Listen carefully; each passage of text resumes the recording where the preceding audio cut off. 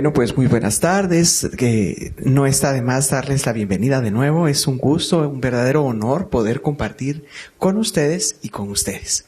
Entonces, como nos habíamos puesto de acuerdo, ¿verdad? A mí me encantaría que nos contaran cuando ustedes eran niños o jovencitos, cómo se fueron involucrando con el mundo de las procesiones. Si no les molesta, vamos a ceder primero la palabra a las damas y luego vamos a seguir en este orden. Gracias. Por favor. Bueno, buenas noches. Yo les quiero contar que a mí, mi mamá es la que me involucró, porque ella tenía muchos turnos en Santo Domingo. Para nosotros era una emoción enorme toda la semana. El vestido nuevo, sombreros, cinchos, zapatos, y me hacía unos vestidos preciosos, todo iba. Y yo me sentía re bien cuando caminaba y se me quedaban viendo. Yo sentía que se me quedaban viendo porque el vestido era lindo. Y decía, ¿cómo me miran? Decía yo, feliz con mi vestido. Y después que fui creciendo, y ya como de 15 años que también yo tenía mis turnos en Santo Domingo, ya usaba unos tacones 21, se usaban, wow. Eran enormes. Pero cuando ya íbamos a media procesión, yo le decía, mamá, ya no aguanto. Y yo tenía un amiguito que era mi enamorado. Iba en la procesión a la par, toda la procesión, allá a la par. Entonces me decía, va, quédate aquí pues con Rolando, voy a ir a traerte los zapatos a la casa. Y entonces me quedaba sentada en una banqueta y Rolando acompañándome, y mi mamá se iba hasta la casa a traerme los zapatos bajos. Ay, qué bien, ya seguía yo con zapatos bajos, otra vez en toda la procesión, ¿verdad? Porque faltaban tubos. Esa fue una de las experiencias. Perdón, aprovecho. ¿Qué edad tenía cuando empezó a cargar? Como 11. 11 años, excelente, excelente. Muchas gracias. Por favor. Bueno, yo desde muy niño siempre tuve el deseo de cargar en las procesiones. Y esta devoción me viene directamente de mi abuelo, mi señor padre. Mi abuelo, para el terremoto de 1917, él era el presidente, y en la consagración de Jesús Nazareno de Candelaria, él también seguía fungiendo como presidente. De ahí me nació la idea de continuar.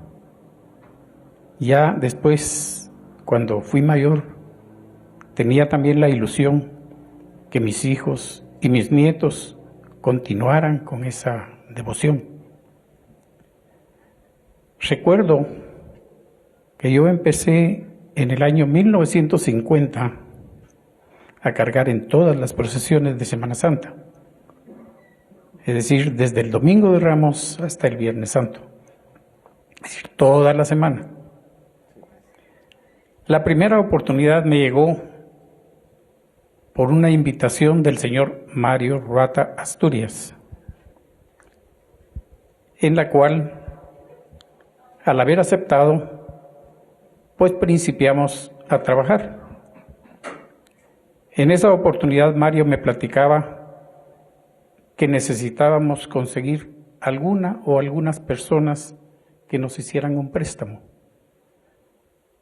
Yo le sugerí que iba a hablar con dos señoritas que trabajaban en la misma institución que yo.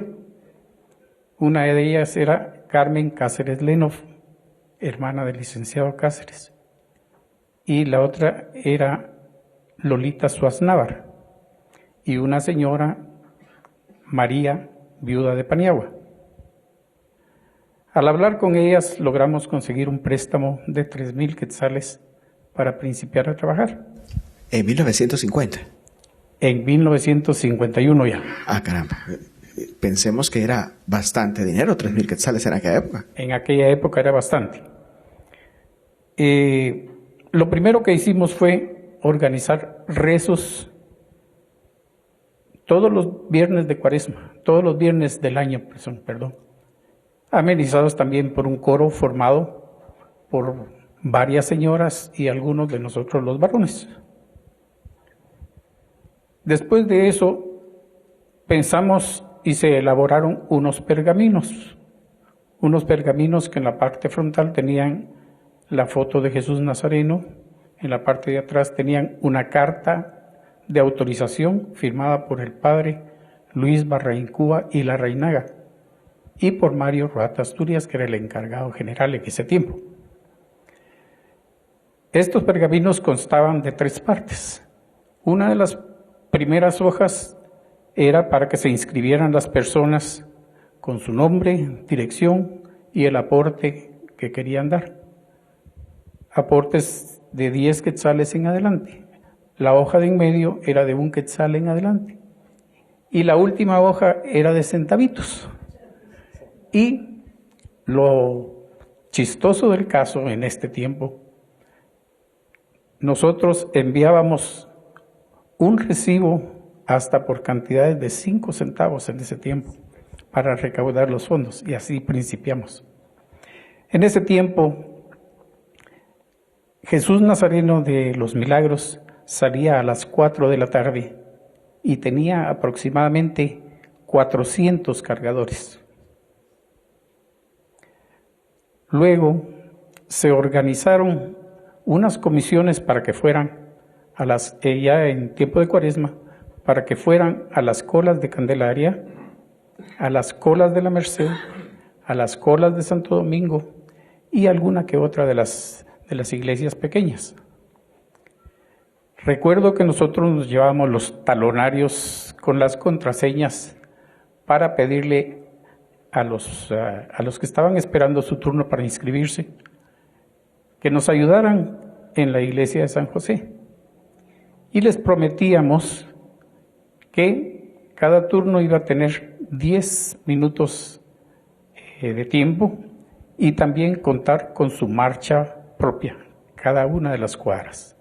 ¿Y qué edad tenía cuando empezó usted, señora? En ese tiempo tenía 18 años. Ah, ya estaba más grandecito, ya sí. Era un caballerito, ¿verdad? Bueno, sí. Pues tanto sí. Es así que nos decían Mario Ruata y sus patojos. Claro, porque eran patojos, sí. pero más que 11 años. ¿verdad? No, es que en ese tiempo, recuérdese usted que la mayoría de las hermandades contaba con personas mayores. Y entonces, pues, hasta cierto punto hacían un poquito de burla al ver que éramos una serie de patojos. Cuando empezamos nosotros con Mario, éramos realmente 6 personas.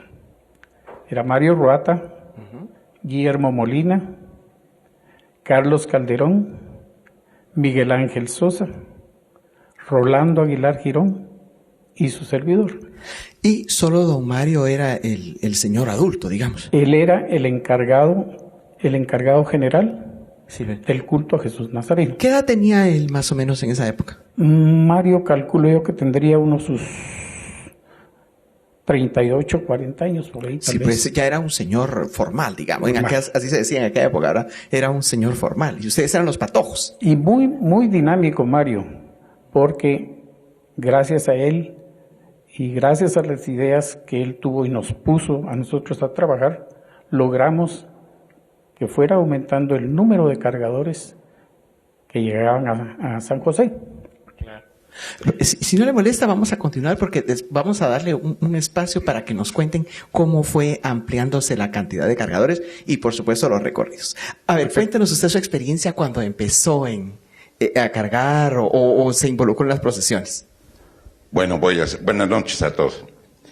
Bueno, voy a empezar diciendo que no me acuerdo cuándo empecé. Sí, porque es de toda la vida. Sí, porque empecé en el año de 1939. Yo nací en 1938. O sea que tenía mesecitos de edad.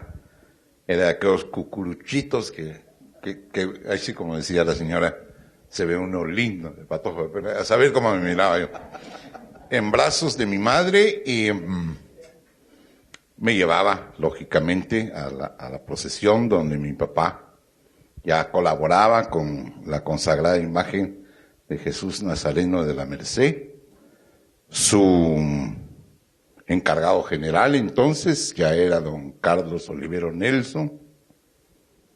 Y empecé a acompañar a mi padre, lógico, desde el trabajo de navetero, ese cargo que ahora poco se conoce en las procesiones, era el que cargaba la cajita con el incienso y la mirra, una mezcla especialmente elaborada. Daba gusto que las abuelitas le preparaban a uno esa cajita con una cucharita de plata, y posteriormente ya fui incensario, o sea, el nene ya había crecido algo, y entonces ya le permitían andar quemándole las túnicas a los demás cucuruchos, cosa normal entonces. ¿Y aprendió a hacer ese movimiento especial que se hace con la mano? Aprendí, Perfecto. pero después de unas buenas quemadas de túnicas. Es un gusto recordarme. Don Carlos decía, tú sos ejemplo, porque me recuerdo de haber visto en la procesión a tu abuelo, a tu papá y a ti de chiquito. Raúl Vallavellano opinaba que fue el encargado que sustituyó después a don Carlos Olivero. Yo lo voy a interrumpir con una pregunta. ¿Por casualidad conserva esos trajecitos de cucurucho? No, definitivamente lástima, no. Lástima. Definitivamente no, pero sí conservo mi primer turno, o sea, 1953. Tenía entonces aproximadamente 14, 15 años, estaba en ese periodo. Antes había cargado a San Juan. Lógico, había sido después del navetero, incensario, y de incensario ya aspira uno a cargar a San Juan, y después de eso, ya a esa edad aspiré. Me recuerdo que en ese entonces el alto para cargar a Jesús era 25. Y los turnos de cargar a Jesús de la Merced se especializaban alrededor del Parque Colón. Ya cuando Jesús va entrando, y de veras, ya cuando uno es grande, se da cuenta que Jesús, vaya que él anda, ya tenía ruedas en ese entonces, porque ya va a punto de tocar el suelo de los chiquitíos que en ese entonces nos especializamos. En el año de 1958 falleció mi papá, tenía apenas 46 años, y entonces me fui con don Carlos Olivero y con Raulito Vallavellano y le dije, mi papá era inspector, y entonces yo quiero ser inspector y yo quiero ayudar. Entonces me dijeron, ¿vas a ser inspector? Y en ese entonces yo tenía ya 20 años. Me hicieron inspector, imagínense, eso de tener uno el turno de inspector, eran numerados desde los del principio, el 1, y terminaba algo así como 30 inspectores de cada fila. En aquel entonces la procesión era inmensa para mí, pues eran alrededor de 3 cuadras. Ahora ustedes saben de que eso ha crecido mucho, aunque la procesión de Jesús nunca fue muy larga o muy nutrida, por una serie de circunstancias que después podemos platicar. Pero entré entonces y me dijo don Carlos, ya que te ofreciste, te vas a encargar del cárdex de inscripción. Me sentí el hombre más feliz del mundo, trabajar y sentarme en la mesa. Gracias a Dios que no me hicieron en la mesa de don Carlos, sino en la mesa de Raúl, en las inscripciones, porque don Carlos no lo dejaba a uno hablar. Entonces, con Raúl la cosa era un poquito más animosa. Carlos Díaz del Cid, Arturo Cepeda, Manuel José Andreu, todos eran los que estábamos en la mesa. Y Dios mío, el bendito cárdex era que cada quien se inscribía y había que agarrar una hoja del cárdex, ponerle el nombre, el número y el alto de la persona, y así hacía que hacer con cada uno de los que se iba inscribiendo. El que se lo llevaba a la trompada, perdón la expresión, pero era a mí. Y todos los demás felices, encantados de la vida, disfrutando de las inscripciones y uno bien amolado. Eso lo tuve que aguantar alrededor de unos 3 años, ese fue el noviciado. Y después ya me quedé como colaborador del encargado permanentemente hasta el año de 1998. O sea, 40 años después. Y hoy me siento muy satisfecho después de haber cumplido 61 años de cargar al Señor. Fantástico, fantástico. Muchas gracias. Bueno, pues ahora escuchamos sus experiencias. Muy buenas noches a todos. Muchas gracias por la invitación. Pues nuestras historias más o menos las compartimos casi en sus inicios. Resulta que yo tuve la suerte que mis padres eran devotos de Jesús de Candelaria, tanto de las dos familias, paterna y materna. Y me contaba mi mamá que la primera visita que ella hizo, como se acostumbraba antes, de sacar al niño a los 40 días, pues me llevó con Jesús de Candelaria. Ahí pues me fui encariñando que todos los viernes mi mamá iba a ver a Jesús y por supuesto yo le acompañaba. Y ya en la procesión yo le acompañaba a mi papá no era del grupo de trabajo y era un devoto cargador nada más. Así llegué a la edad de 13 años y llegó el domingo de carnaval y en el Cerro del Carmen antes era muy particular Guatemala en aquellos entonces, el hipódromo, eran los lugares más accesibles y ahí se jugaba abiertamente y sin ningún tropiezo como existe hoy en día. En la parte que da atrás de la Candelaria, la vi y tuve una inspiración, llamémosle así, y me puse a pensar, hoy es domingo de carnaval, dentro de 8 días es primer domingo de Cuaresma. Pues muy temprano me arreglé de ese primer domingo, sin decir a mi casa dónde iba, y me fui a la Candelaria. Y como decía Paco y Edgar, los personajes de aquel entonces eran muy serios y toda la gente debidamente arreglada. El encargado de la Candelaria general en aquel entonces era Marco Antonio Asturias, hermano de Miguel Ángel Asturias, del Premio Nobel. Y yo tenía la suerte que los 2 hijos de Miguel Ángel eran compañeros míos en el colegio.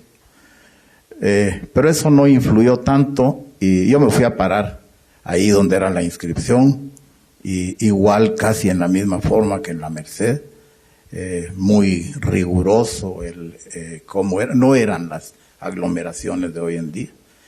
Y yo había oído mencionar con mi mamá a un señor que se llamaba Antonio Reyes. Él era el contador del Banco Agrícola Mercantil, precisamente compañero de don Carlos Olivero, que él era el gerente general del banco en aquel entonces. Y ahí me estuve sentado como hasta las 10 de la mañana. Y yo no me animaba a hablarle y me acerqué, mire, don Tono Reyes, yo quisiera trabajar aquí. Me dijo, esto es imposible, aquí es muy difícil, aquí no se puede entrar y ya todos los cuadros y marcos están hechos. Pero no sé qué cara me pudo haber visto, no sé si de ilusión o defraudado o de angustia que no iba a suceder nada en ese momento. Total que me agarró y un momentito que tuvo y me llevó a la parte donde se hacen todo lo que le llamamos la conserjería, donde se arman los estandartes, las lanzas, el palio en aquel entonces, están las túnicas del Señor. En fin, para mí era aquello una cosa increíble que yo había descubierto. Total que pasé esa primera mañana y antes era que las jornadas, como era Guatemala, se cerraba a las 12, se abría a las 2 de la tarde. La cantidad de cargadores no era como ha evolucionado a este momento. Y total que me cuestionaron en la casa qué había hecho y tuve que contar. Y bueno, pues como una cosa buena no sucedió nada. Pasó esa Cuaresma, allá se acostumbraba, como se acostumbra todavía, que las personas que trabajan se les premia con su turno extraordinario de entrada o un especial que había antes de la entrada, se le daba un cargo a esta persona y todos pues ya después de esa reunión general que había, ya sabían dónde iban a estar ubicados. Yo fui a la reunión, según yo, a traer mi cargo, pero, oh decepción, no me llamaron. Bueno, de niño tal vez uno es un poco más sensible, ¿verdad? Mas sin embargo, lo acepté y llegó el Jueves Santo, que hasta la fecha pues sueña uno con él. Hoy ya no sueño tanto, porque la responsabilidad, esto que acaba de pasar recientemente, espero que los 12 meses se vuelvan 24 mejor, porque no me lo van a creer, pero ahorita ya estamos organizando el próximo Jueves Santo. Y hasta la angustia de las fotos para los turnos, qué se va a arreglar de esto, qué se va a hacer del otro. Aquí está mi hijo Luis Pellecer, que es uno de los grandes bastiones que tengo, y en ellos recae ya muchas responsabilidades de las que tenemos. Bueno, total que nos fuimos a la procesión y su recorrido no ha variado mucho en la parte medular. Al pasar el parque, tipo 3:30, 4 de la tarde, Sexta Avenida, cayeron unos aguaceros tremendos. Y las andas eran pequeñas. Entonces Jesús quedó resguardado en la Sexta Avenida, entre 9ª y 10ª, donde hoy hay unos cebollines, tal vez más fácil así. Enfrente había una marquesina de un motel Plaza que se llamaba ahí, y ahí quedó Jesús resguardado. Eran unos torrentes tremendos. La Virgen, San Juan y María Magdalena se quedaron en la Perla. Eran tan pequeñas las andas que era perfecto. Por supuesto que cuando una procesión se para, la gente se desbanda y todo, porque no quieren mojarse o quién sabe qué. Pero aún los mismos inspectores. Cuando yo vi aquello, pues empecé a ayudar ahí, que con las horquillas y esto y el otro. Pero ya conocía yo a algunas personas. Total que pasó el agua y ahí seguimos caminando. Y yo le había jurado, o más bien una promesa al Señor, que hasta que tuviera fuerzas y vida le iba a acompañar. No cabe duda que el paso de los años lo van a uno venciendo. Y este año para mí era un poco de temor si podía aguantar. Ya se imaginan que las andas del Señor se levantan hoy a las 6:15 de la mañana. Y Jesús está retornando a la 1 de la mañana. O sea que es un recorrido tremendo. Algo que un ser humano es imposible que lo aguante. Pero lo hace a uno aguantar esa adrenalina, ese entusiasmo, esa responsabilidad que se tiene. Total que en estos 61 años que tengo, nunca he faltado, he ido hasta el último momento, y aquí estamos de pie aún. Pero termine de contarnos qué pasó después del aguacero. Bueno, después del aguacero, pues ya se reinició la procesión. Yo siempre seguí igual, pues, porque no iba a decir deme en algo, porque yo ayudé, ¿verdad? Me tocó mi primer turno cargar en la 12 calle, entre Sexta y Séptima Avenida, en la 12 calle, que aún todavía pasa el Señor ahí. Y inolvidable para mí, por supuesto. ¿Y quién iba a decir que al correr del tiempo en esa calle, uno de los negocios que tuve, ahí estaba en esa cuadra? Entonces para mí, yo caminaba y me recordaba de aquella vez. Pues total que ya regresamos al siguiente año, 1954, yo me presento, veo la lista, si yo no aparecía ahí. Ahí dije, aquí, el diablo creo que está metido conmigo. Total que ahí pasaban lista de las personas para tomarles en cuenta para los cargos y las cosas. Y me preguntaron. El encargado de la conserjería, que se llamaba don Víctor Muralles, Él era una persona muy enérgica, muy fuerte. Fue uno de los grandes maestros que tuvo el Palacio Nacional.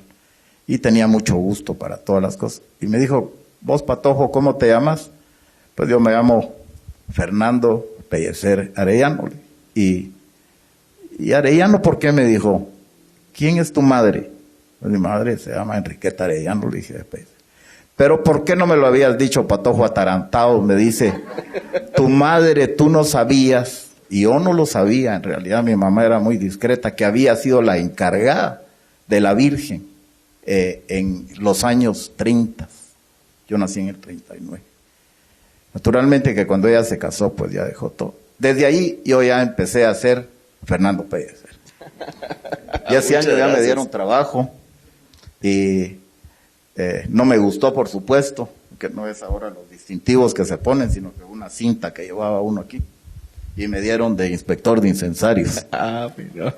Bueno, lo cumplí y lo hice, pero el siguiente año, ya conociendo a las demás gentes, don Emilio Penagos, que fue mi gran maestro, le dije, mire, Emilio, cámbiame. Le dije, ay, no muy me convence.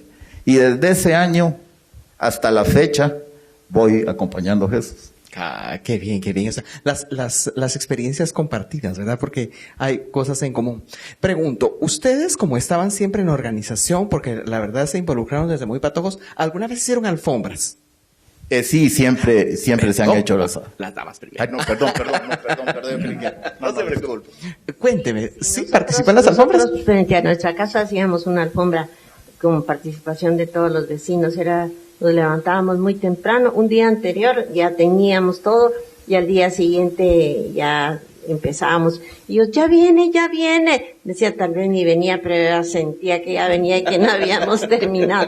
Pero lo que quiero contarle es ese remolino de emociones que siente uno cuando viene la procesión, que siente el incienso, que ve los colores, el color morado, a veces con variaciones, que oye la marcha, que ya se viene acercando, que estira el cuello, ya viene, y Dios mío, ya va a pasar. Y cuando va pasando, aprovecha uno de pedirle todo lo que tiene pendiente, que por favor, dale tal cosa, mira aquí, y fíjate, y uno siente que es Jesús el que va pasando ahí. Si tiene la suerte de quedar donde está la mirada, qué bueno, pero si no, pues siente, aunque sea como Saqueo, que lo ve pasar, o si no, como la mujer que le tocó la orillita del vestido, pero siente que de veras él es y que ya le oyó y que de veras se le va a cumplir, aunque en el ya está permitido pues desde el Concilio de Nicea que se puede venerar una imagen, claro, no por el material, sino por lo que representa. Así que no hay pena de eso. Así es. Entonces todo eso y ver pasar la procesión, pero una vez cuando todavía no cargábamos, estaba yo más chiquita, y mi mamá se tomó un fresco de súchiles y le dio un cólico. Se lo tomó ahí donde todavía venden. Claro. Nos fuimos a la casa y yo qué hacía, era muy pequeña. Y yo qué voy a hacer, y mi mamá estaba muy mal. Entonces dije, oye, me da mi agua de pericón, le voy a dar agua de pericón. Y fui a usar porque siempre había un jarro ahí con agua hirviendo. Y entonces busqué en las hierbitas y le eché y le dije, tomes esto. Se lo tomó y se puso re bien. Y entonces me dijo, ¿qué me diste? Agua de pericón. Esto está mío, me dijo.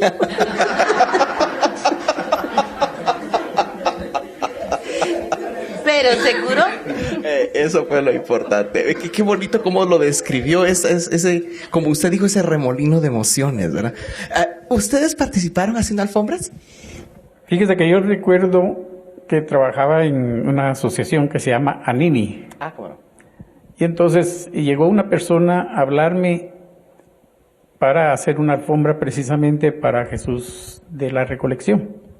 La hacían en la segunda calle, si no mal estoy, era entre tercera y segunda avenidas, algo así.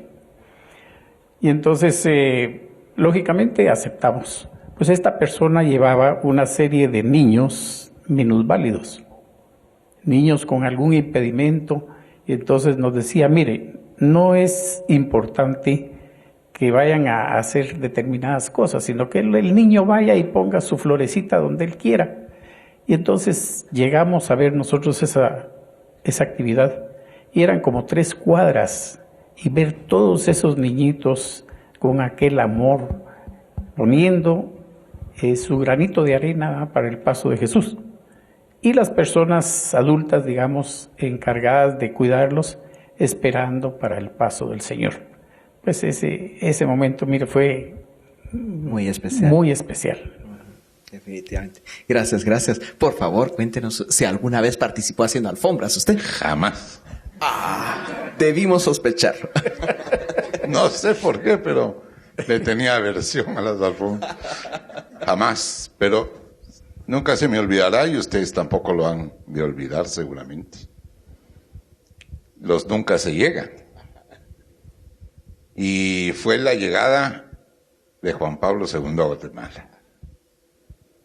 En ese entonces era el gerente de Autorama, que había traído la línea Honda a Guatemala, y nos dijeron que iba a bajar de la Anunciatura, la 11 calle de la zona 9, hacia la Séptima Avenida, y de la Séptima Avenida iba a pasar para allá. Y les voy a dar un nombre, seguramente ni se recuerdan ustedes de ese nombre, para nosotros era muy famoso, y siempre fue muy famoso, Geminiano Gamazo, un español, a quien los Gutiérrez le encargaron la primera hechura del Pobre Campero en la Séptima Avenida de Secay. Se hizo el edificio Pobre Campero y entonces los Gutiérrez, encabezados por Paco Pérez de Antón ya y Geminiano, me llegaron a decir: vos sos el encargado del agua. ¿Y eso qué quiere decir? Que nos vas a regalar agua vos, porque no hay más remedio. Entonces fabricamos las mangueras para poder construir el primer Pobre Campero. Ahí trabamos una magnífica amistad, y entonces llegó ese día, o días antes de la llegada de Juan Pablo II a Guatemala, me dijo: vos, me acaban de decir que nos encargamos nosotros dos de la alfombra, desde la 11 calle hasta la 10ª calle, y esa calle es aquella que anduvo Judas a gatas, ¿ves? Porque era larguísima la calle. Para hacerles corta la historia, los Asturias quedaban en la vecindad, un montón de gente amiga y todo el mundo dio dinero, pero el trabajo nada. Entonces me vi forzado a dar el ejemplo a mi personal, mecánicos, vendedores, distribuidores. Yo tenía la línea Citizen también en Autorama, tenía la línea de motocicletas, la famosa Montesa y demás. Y hasta los fanáticos de motociclismo ayudaron a hacer la alfombra. Y ustedes recordarán que fue una procesión preciosa, encantadora, y la emoción de ver pasar por primera vez a Juan Pablo II en Guatemala fue algo impresionante. Así que ese nunca se llegó, sí, no en Semana Santa, pero hizo alfombra. Y lo disfruté enormidades también. Qué bueno, qué bueno. Ahora sí, disculpe usted que lo haya interrumpido, cuéntenos. Pues a mí también me pasa igual que a Paco, nunca he hecho una alfombra, pero sí las he mandado a hacer. Así no se vale. En la avenida de su santidad Juan Pablo II, yo era de los organizadores, y ahí formamos el comité de las alfombras, y el encargado que lo hizo magistralmente, recordado por todos, el padre Chemita, y él formó un grupo formidable al extremo, pues, que llegaron a todos los puntos cardinales de la ciudad donde su santidad iba a pasar. Pero enfrente de la Candelaria pasan algunas procesiones, entonces se hacen las alfombras, pero la verdad es que yo nunca he hecho una. Bueno, está bien, algo le tiene, todavía tiene la oportunidad de participar. Bueno, yo digo que de repente nunca se llegan. Exacto. Pues bien, entonces fíjense, por favor, hemos hablado un poquito de cómo se han iniciado en las procesiones, un poquito usted nos dijo maravillosamente las emociones que se amontonan en ese momento. Hemos platicado un poquito de las alfombras. Ahora cuéntenos, por favor, ¿cómo vieron ustedes el incremento de cargadores, el incremento en las andas, el incremento en el recorrido? ¿Cómo lo vivieron ustedes? Por favor, cuéntenos usted. Sí, claro. Bueno, pues ese Es una cosa que todos lo hemos visto, el tamaño de las andas, la cantidad de cargadores, el interés tan grande que nunca decrece, al contrario, cada año hay más cargadores. Los hijos de los hijos, ya ve que los bebecitos ya tienen su turnito para cuando estén grandes, como hay procesiones para niños en los colegios también. Entonces todo eso ha contribuido para que este asunto no se termine, gracias a Dios, que es mejor que en todos los países del mundo. Hay mucha devoción en otros países, les pagan para que carguen, y nosotros pagamos por cargar, y Dios guarde si no cargamos. Por favor. Fernando ya lo mencionaba, que en nuestro tiempo las andas eran pequeñas. Habían andas de 12 brazos y creo que si acaso llegaban a 20 brazos, 10 de cada lado, ¿verdad? Pues una de las innovaciones allá en San José fue una anda de 40 brazos. La iglesia pues tenía solo la nave central, era pequeña, y realmente la anda dentro de la iglesia se miraba enorme. Tan grande, ¿verdad?, que hubo gentes que llegaban ahí y nos decían: esta anda no sale por la puerta, y esta anda no sale por la puerta, y si sale cuando salgan y llueva se les va a quebrar. Bueno, llegó el día y entonces venía el turno de levantar a Jesús, y al llegar al umbral de la puerta cada cargador se iba zafando. Pero esto era a la altura del piso. Cuando ya salió el anda, la estaba recibiendo el primer turno de cucuruchos, que era el turno número 6. Cuando sonó el timbre y levantaron el anda, la gente que estaba en la plazoleta exclamó de ver aquella belleza. Jesús iba en una nube sostenida por angelitos, y en la parte de atrás de la cruz iba un angelito simulando un cirineo. Entonces, naturalmente, eso fue impactante. Y para nosotros, lógicamente, fue maravilloso. Un éxito, un verdadero éxito, ¿verdad? Y como le digo, una anda de 40 brazos que ya en ese tiempo la miraban enorme. ¿En qué año estamos más o menos? Aproximadamente era el año 52, 53, por ahí. Más adelante se creó una anda de 74 brazos, que esta anda fue exhibida enfrente, en el Pasaje Rubio, enfrente donde estaba el Banco de Londres y Montreal. También en esa oportunidad se había encargado una túnica en la casa central, una túnica roja con un palio del color de la tela y el mismo adorno del bordado.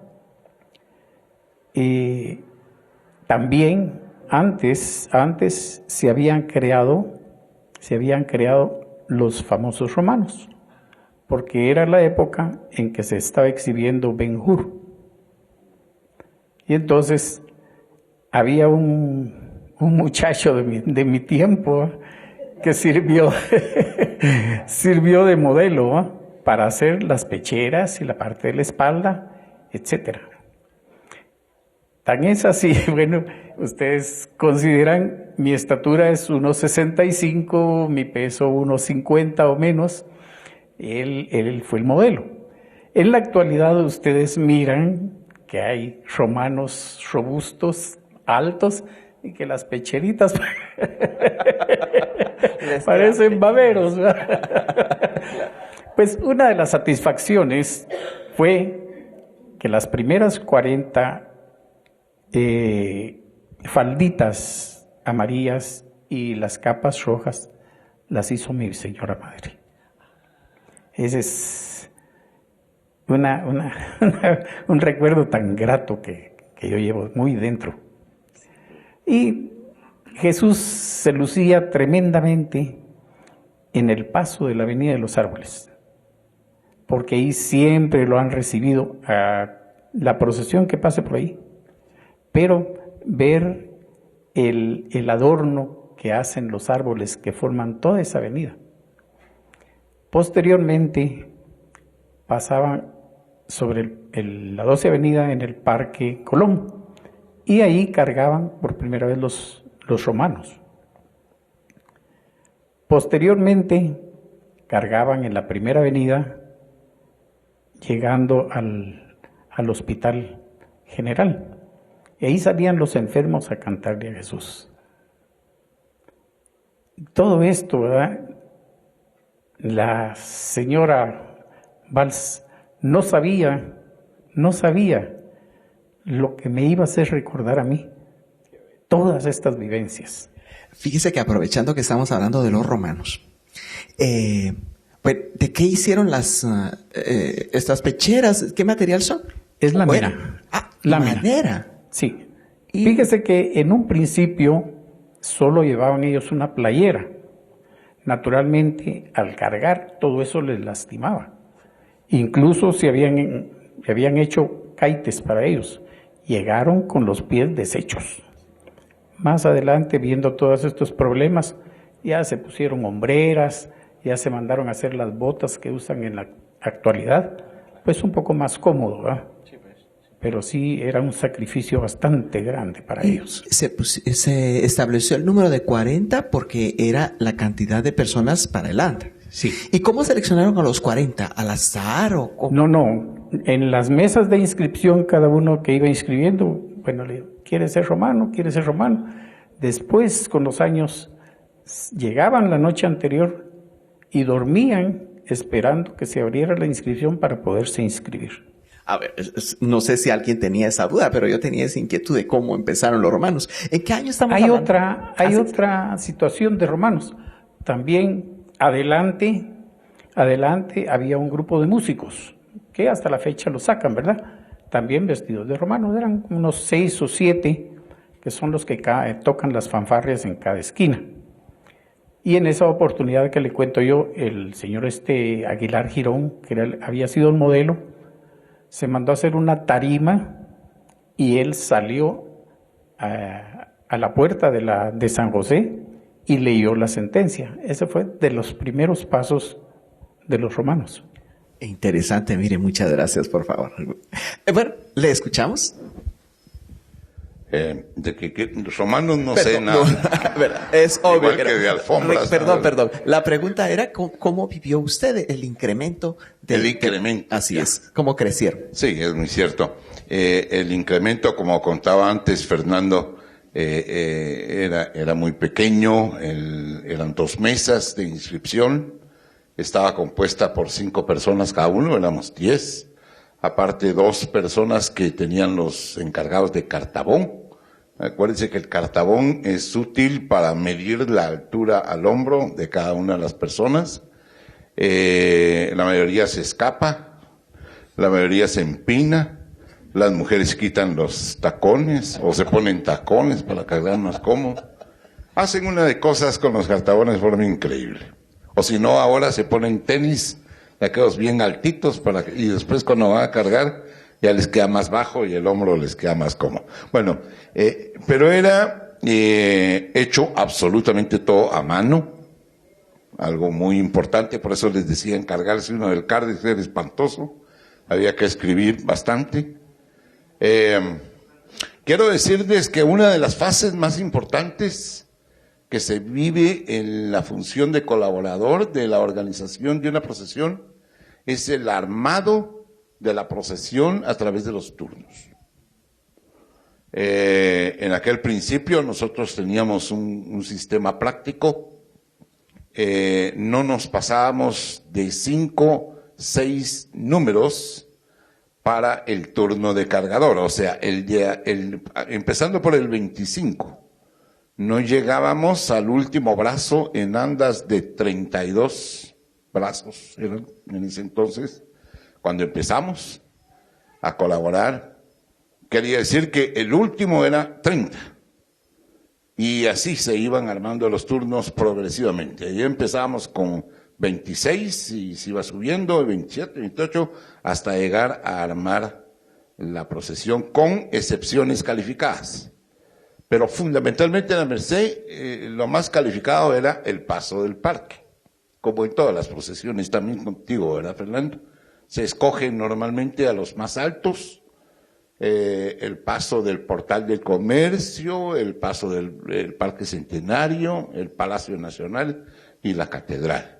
Ahí eran los, para nosotros, calificados de los animalones, porque eran altos 60, eran demasiado altos, tremendos, y creo que hoy andan más o menos por el mismo estilo. ¿No? Ahora estamos hablando de casi 80, No me digas. es una cosa increíble. Ahora les dan plantaps a los patojos. Sí, sí. Tienen algo de Herman Monster por ahí, De veras. nuevas generaciones, ¿ah? La mezcla. No me digas asustado. Y como yo ya perdí Todos esos saltos que tú dices de Sí. aquel entonces, Sí. hoy son así medio chaparros. así como éramos nosotros en aquel entonces. Sí, pues, de medianos. mediana. Entonces ya nosotros entramos a otra categoría de menos de mediano. Bueno, es que ya vamos para abajo también. Entonces, quiero contarles una anécdota que muy bonita, muy interesante. La primera anda que tuvo ruedas en Guatemala fue la anda de Jesús de la Merced. Fue un invento maravilloso, no sé ni cómo surgió. Como decía Edgar cuando salió esa procesión con esa anda tan grande, para nosotros era inmensa esa anda. No sé si conocieron bien ese mueble, es un mueble divino, divinamente bien hecho, un tallado precioso, 50 brazos, era monumental el anda para nosotros. Hoy es chiquita, todavía está ahí, guardada. Ahora se hizo exactamente igual, solo que hasta 80 brazos, pero esa anda tenía el gran problema, el ancho no había problema, pero el alto sí era sumamente difícil de poderlo calcular. Y entonces las medidas nos determinaban que la cruz del Señor topaba en el coro, que es el primer arco que ustedes ven al salir. Y volvía a componerse hasta la salida de la puerta mayor. Pero para no correr riesgos, se compuso de tal manera que se bajara en el coro exactamente cuando Jesús ya va a llegar al coro. Se baja al suelo, se montaron 18 ruedas, después las fuimos bajando proporcionalmente y se empujaba el anda sobre ruedas. Hay otras procesiones en la antigua Guatemala, por ejemplo, donde se hacen carrileras para hacer exactamente lo mismo y no tope el anda. A pesar de eso, hay muchos accidentes que lamentablemente se tienen que padecer y está de por medio en la conservación de la imagen. Esto es algo sumamente peligroso y a mí me da mucha pena ver muchos manejos de andas actualmente en Guatemala donde la imagen de Jesús padece bastante. La construcción del anda es una cosa sumamente seria, una cosa muy delicada y he visto con mucho temor que algo pueda pasar un día de estos y puedan dañar la imagen. Así nos pasó en una oportunidad, no gracias a Dios a nosotros en la Merced, pero en la procesión del Viernes Santo, sino nos pasó en procesión del Martes Santo, de la Reseña, con un anda mucho más chiquito. Y en el momento de entrar el Señor, a pesar de que no era necesario bajarlo, topó la parte superior de la cruz, que le hizo mover su mano izquierda y le quebró un dedo. ¿Se pueden ustedes imaginar lo que para nosotros era como que hubiera pasado el desastre más grande del mundo? Quiero decirles que ese es uno de los tesoros que cambian y que hacen nacer un montón de cosas. Jesús de la Merced creo que es de las pocas imágenes que tiene dos juegos de manos. Derivado a que cuando se rompió ese dedito de la mano de Jesús, tiene dos manos, las dos tienen la cruz de la consagración, pero una es, por decir una talla moderna, yo les digo, verla Lo único que lo ven es de cerca, pero de lejos no se ve ninguna diferencia. Y se tuvo que hacer para poder trabajar la otra mano y dejarla perfecta. De esa cuenta, yo creo, personalmente, soy de ese criterio, no sé si ustedes lo compartan. Yo no quisiera que las andas siguieran creciendo como han crecido hasta el momento. A pesar de que hay muchísima devoción y que hay miles de cargadores, es sumamente peligroso el manejo de ello. Yo admiro a Fernando y a su equipo cómo trabajan y cómo manejan el anda de Candelaria. Es un espectáculo de verlos, uno que está conocedor pues de esa cosa. Sabe perfectamente bien que son artistas para hacerlo y lo mejor, su hijo que no está, solo está Luis, Carlos Fernando, que es entiendo que es el jefe del anda ahora. Es increíble cómo la maneja con un dedo, de la manera más sencilla, pero lo sabe hacer. Entonces, son características en las procesiones que la persona que está viéndola pasar no sabe qué es lo que está pasando, pero es sumamente delicado.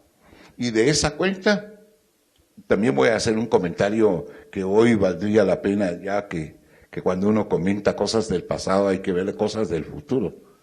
Yo quisiera ver para mañana o para futuro, dentro de poco ya no vamos a estar aquí, pero quisiera ver ya las procesiones con palio. Yo quisiera ver a las imágenes protegidas ya. De verdad, si ustedes las ven pasar, ese subir y bajar permanente, ese trabajo en el cuerpo, en la imagen del Nazareno especialmente, porque el Señor sepultado no es una cosa distinta, ni la Virgen tampoco tiene tanto movimiento, pero en las imágenes de Jesús me da un gran temor que un día de estos cualquier cosa puede suceder. Y se los digo porque nosotros vivimos un momento tremendo de conmoción. La imagen de Jesús Nazareno de la Merced tuvo que ser totalmente trabajada. Fue necesario reestructurarla totalmente y hacerle un montaje especial para que no se dañara. Perfecto. ¿En qué año estamos hablando de esto del dedito? Del dedito. Estamos hablando de la procesión de los 70s. Antes del terremoto. Antes del terremoto. Muchas gracias. A ver, ahora, por favor, cuéntenos usted en Candelaria cómo creció esto. Antes de platicar un poco del crecimiento, quisiera continuar nada más. Es una pequeña anécdota de este año que fue muy simpática. Nosotros tenemos sumo cuidado en el manejo de las andas y luego cómo se le va cuidando a Jesús en el camino. Pero en el conservatorio, Tercera Avenida y Quinta Calle, ya se estaba dando la vuelta perfectamente, pero hoy en día tenemos que recurrir a la municipalidad para que nos quiten los semáforos, porque si no, no se podría dar la vuelta. Pues nos dejaron un semáforo que no lo quitaron y solo lo doblaron. Pero estos señores que llevan las liras, se llaman, que suben los alambres, tenían los cables de alta tensión bien firmes. Y en un momentito de un descuido del jefe de ellos, vino y lo jaló un poco más y el cable se vino al suelo y hubo un chispazo en ese momento. Pero claro, la experiencia lo hace a uno no perder la calma. Pero después de ese pequeño incidente, mi nieto más grande estaba cerca de mí. Y estaba casi parado en la banqueta de ese lado cuando lo vi casi del otro. Bueno, transcurrió. Mi esposa le encanta siempre ver ahí a Jesús en ese paso del conservatorio. Pero por razones de tráfico y todo eso no pudo llegar. Cuando cruzamos ya la Cuarta Avenida, ya encuentra a su abuelita ahí, que estaba esperándolo para tomar algún refresco, y le dice: fíjate, mijo, que estoy con el sentimiento de no haber visto a Jesús donde siempre lo mira. Qué bueno, Teli, le dijo, que no estabas ahí. Fíjate que viene y sale un chispazo. Pero ¿sabes qué fue lo peor? que una señora en una silla de ruedas se levanta y sale en carrera. Yo creo que fue un milagro, dijo, lo que había pasado ahí. Eso pues ya va a ser algo que va a quedar a la posteridad ahí, lo que este muchacho tan le salió del corazón en ese momento, ¿verdad? Pues no sabemos en realidad si la señora ya caminó, ¿verdad? Pero que se levantó y casi corrió, pues ahí sí que eres tú. Pues de los años 50, que ya hemos escuchado cómo San José empieza a entrar a las grandes ligas. Las procesiones grandes de Guatemala hasta ese momento era Santo Domingo, La Merced y Candelaria. Santo Domingo, años 20, 30, era la procesión donde se congregaba toda la gente de aquel entonces, llamémosle como hoy en día se le puede decir de la clase alta. Ahí estaban desde los gobernantes, cuerpo diplomático, la parte de la municipalidad, etcétera. Y lo mismo era la Merced. La Merced tenía tiene el Señor una devoción inmensa. Y Jueves Santo, Viernes Santo, tanto la mañana como la tarde. En aquel entonces, Viernes Santo, todavía no contaba con la recolección, ni contaba con el Calvario, ni otras que hoy salen. Entonces, eran muy marcadas las tres. Candelaria, pues nunca fue menos su barrio, que congregó a las principales familias de Guatemala de aquel entonces, y que hasta la fecha los descendientes de ellos siguen siendo devotos de Jesús. Pues se mantenía en un estatus las tres procesiones, pero en lo grande que era en los 50, y hay que reconocerlo y tomarlo en cuenta, que nosotros en Candelaria la inscripción la cerrábamos hasta el 5º domingo de Cuaresma. Al fin casi llegábamos al cupo, pero se llegaba. Pero la Merced tenía una característica muy especial. Era tal la devoción y cómo la Merced estaba posicionada en ese momento, que la inscripción se cerraba el 1er domingo de Cuaresma. Era una cosa extraordinaria. Santo Domingo muy bien formado, y como les digo, Candelaria estábamos nunca se puede decir fortaleciéndola, porque el Señor de Candelaria ha tenido en el pueblo de Guatemala un amor y una devoción muy grande. Sí. Aún la organización, le digo que los marcos de aquel entonces son los que actualmente se siguen. No ha habido variaciones, han habido cambios, por supuesto, y hoy en día pues ya es otra metodología la que se sigue. Empieza el crecimiento San José, y verdaderamente pues fue maravilloso para el pueblo de Guatemala, porque esperaban mucho ese día, y como decía Edgar, aparte del Señor que es bellísimo, el espectáculo de los romanos, ver en cada esquina. Mi esposa hasta la fecha le encanta estar en una esquina y ver cuando tocan ahí las fanfarrias. En fin, esa procesión, como decía Mario Ruata, tiene una policromía muy especial, una bella imagen, y sus andas que después Edgar todavía se quedó corto, hoy ya son de 114 brazos. Y en aquel entonces, imagínense que se pensaba que no iba a cruzar la de 40, como ahora se pueden imaginar que va a cruzar la de 112 brazos. Y así vino el crecimiento. Pero San José dio muchos toques psicológicos. Edgar no me deja mentir, y yo lo recuerdo, yo estaba casi empezando en mis 13, 14 años. Mario Ruata era tan astuto, fue tan astuto, que él en un camión se iba a Santo Domingo, a la Candelaria y a otras iglesias. ¿Cuánto vendes tú en ese canasto de atol que tienes? pues yo no sé cuánto le diría aquel entonces, quizás 5 quetzales, ¿verdad? Aquí están tus 5 quetzales y subite al camión. Y se los llevaba todos a San José. Dejaba las demás iglesias sin atol y sin tostadas y sin nada, y en San José era la bulla. La gente empezó a sentir algo muy especial y además pone una banda. De aquel entonces no se acostumbraba que los conciertos de marchas fúnebres, y ahí tocando las marchas fúnebres, y así fue San José en ese crecimiento. Entonces, los demás tuvimos que hacer no lo mismo, pero sí estar en guardia. Ese tema que Edgar cuenta de la puerta, ya no contó el final. Ellos tuvieron que botar la puerta de la iglesia para que ya las andas pudieran salir. Y lo permitía la iglesia, lo permitía, hoy en día, en aquel entonces no existía el famoso IDAE, que hoy es un verdadero dolor de cabeza.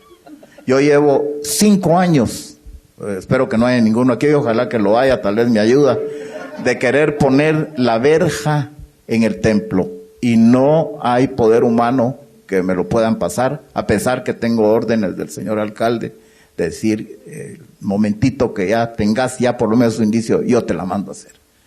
Pues vienen ellos y botan la estructura de su templo. Y nosotros no nos quedamos atrás. La iglesia recién se había remozado, porque el templo de Candelaria no es un templo como es Santo Domingo, como es la Merced, que son los templos más hermosos que verdaderamente tenemos. San Francisco, por ejemplo, aquí en la ciudad, que son los más significativos.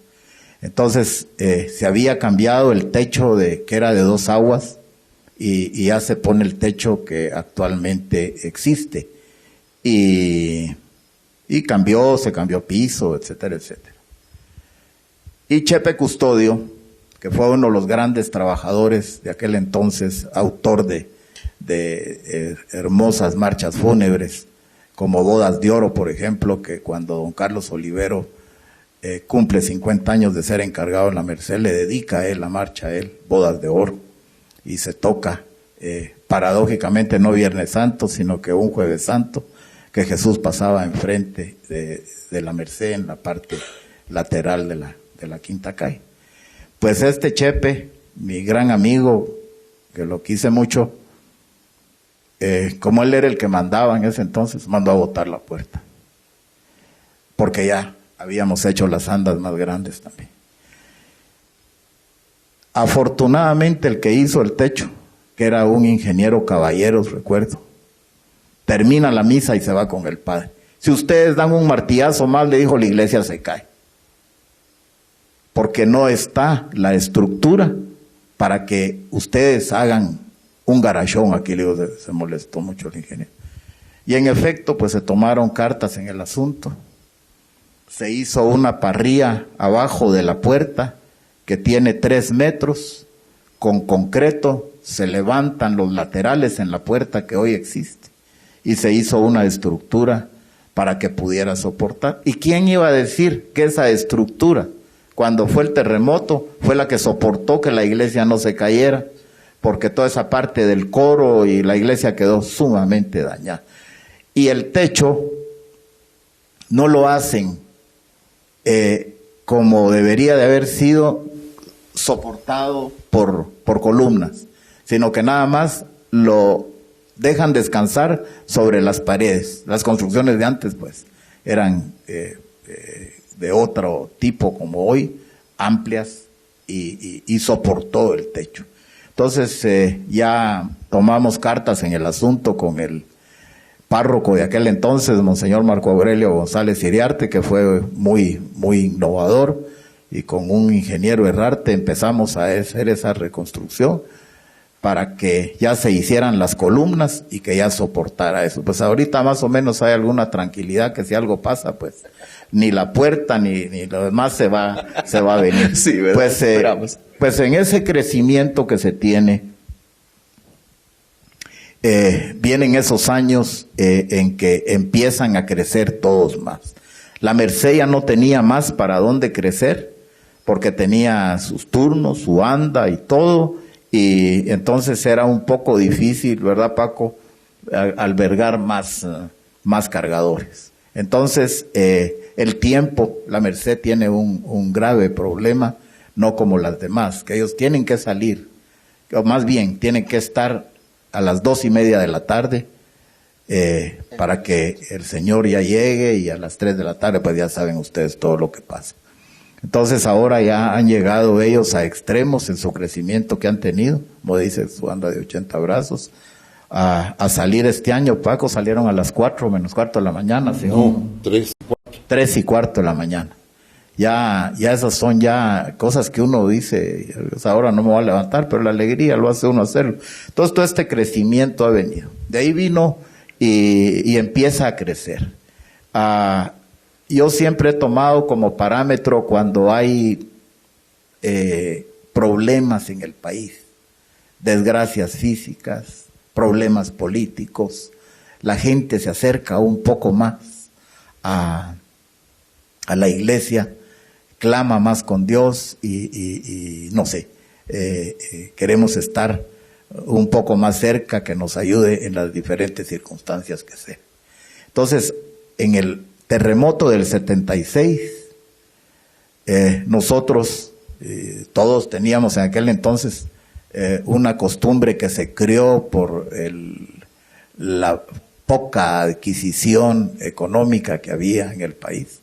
El turno costaba 1.50 y aún así teníamos deudores.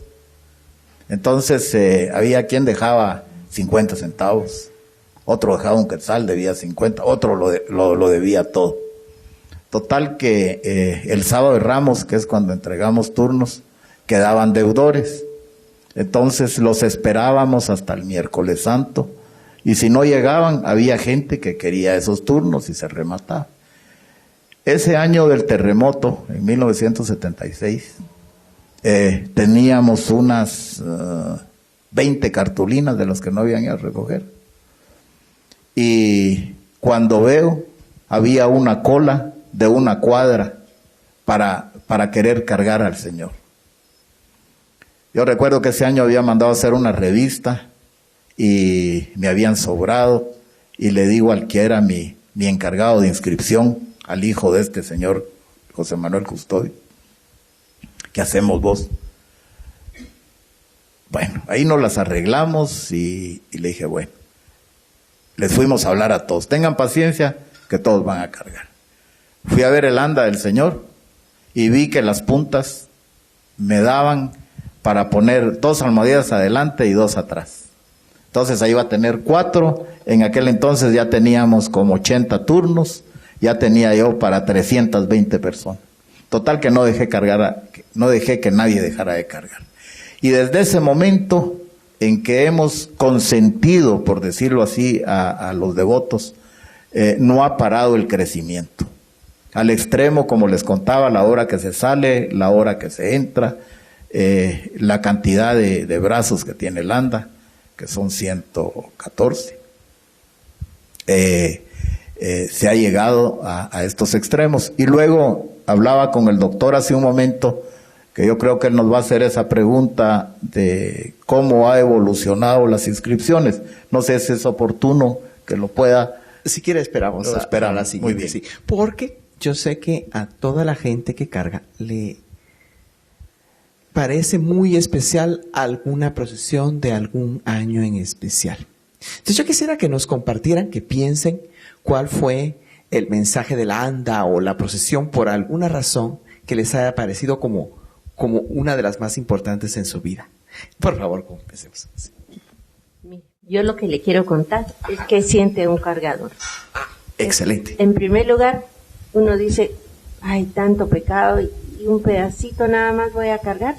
Y cuando ya está cargando, ay Dios mío, ¿y a qué horas termino? Pero no, ay, qué pena, y yo quejándome y él no se quejó. Y bueno, ahora ya estuvo.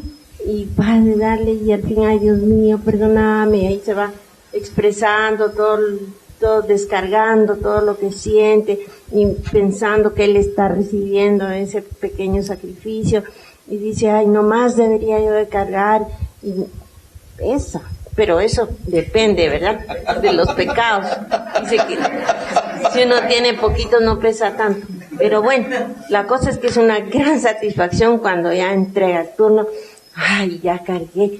Y al otro día he oído patojos que le dicen, ¿vos cargaste? Sí. Mira. Y enseña el morete. Ah, pero mira, dice el otro que está más morado. Entonces es una gran satisfacción cargar, es una emoción muy grande, es un regalito, pues apenas, ¿verdad? Sí. Una pena, pero es una gran satisfacción. Muchas gracias. Pero entonces, a ver, no sé si usted nos quiere comentar algo así o prefiere contarnos sobre una procesión especial. Sí, realmente me viene a la mente precisamente la anda de 80 brazos. En ese año, no recuerdo exactamente el año, se le encargó el adorno a don Alfredo Monge. Y don Alfredo Monge hizo un pretorio bellísimamente elaborado. Recuerdo que tenía en cada una de las esquinas del anda, tenía unos macetones dorados llenos de rosas rojas. Y al costado, después de las gradas, tenía unas lanzas cruzadas. Era un adorno bellísimamente elaborado. También recuerdo que estábamos en el Viernes de Dolores y nos llegó la noticia que Monseñor Mariano Rosell y Arellano prohibía las procesiones porque los estudiantes de la Universidad de San Carlos habían hecho una serie de mofas e irrespetos para muchos de nuestras creencias y de nuestras formas que adoramos nosotros. Incluso creo que sacaron una custodia haciendo burla de eso. Y entonces Monseñor dijo, prohibidas las procesiones, no salen. Nos llegó esa noticia y nosotros nos pusimos a rezar y a cantar viendo aquel adorno bellísimo y bueno, nos embargaba un sentimiento tremendamente doloroso. El día sábado organizamos una comisión para que fuera al Palacio Arzobispal a rogarle a Monseñor que eliminara su prohibición.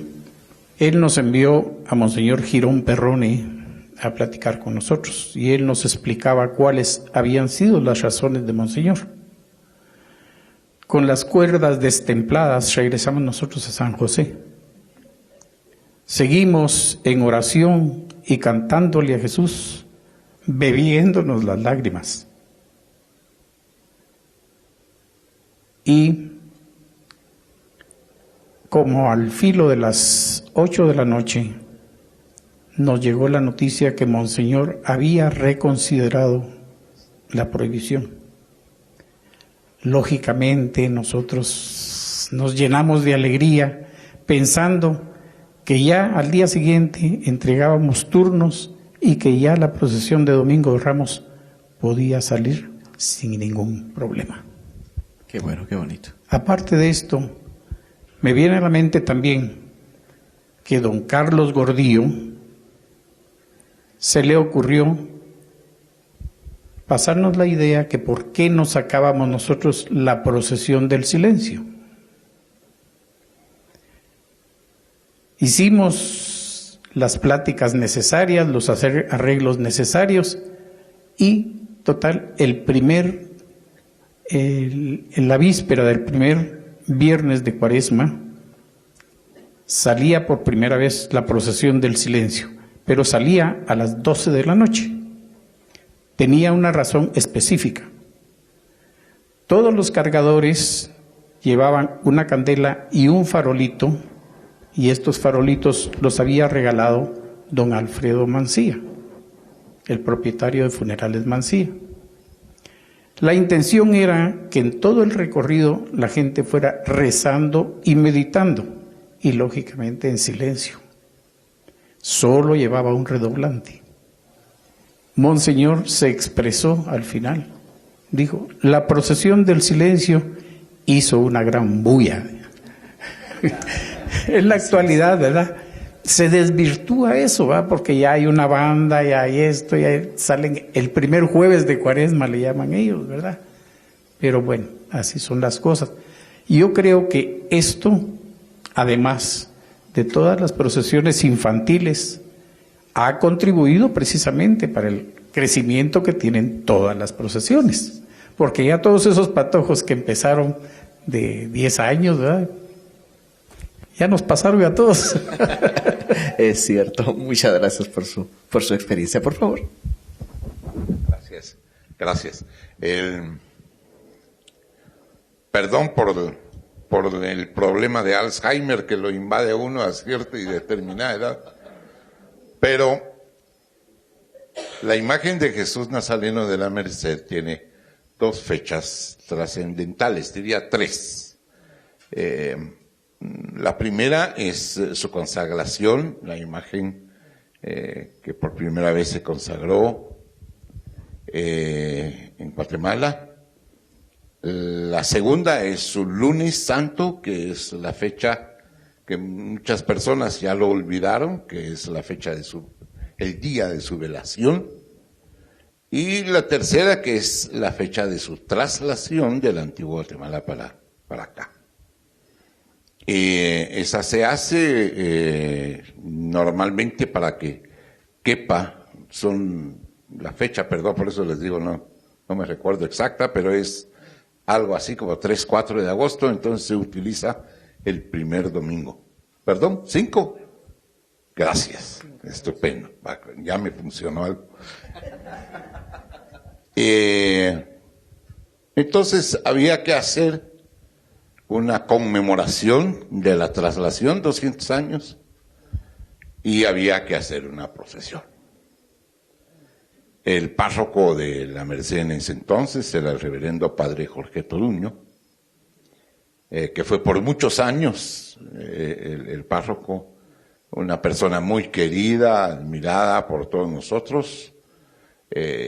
Yo creo que yo era el único que no mucho lo admiraba porque había sido mi profesor en la preparatoria y vaya si no nos caía palo con él, pero de todos modos lo respetábamos mucho porque sus decisiones fueron muy sabias siempre.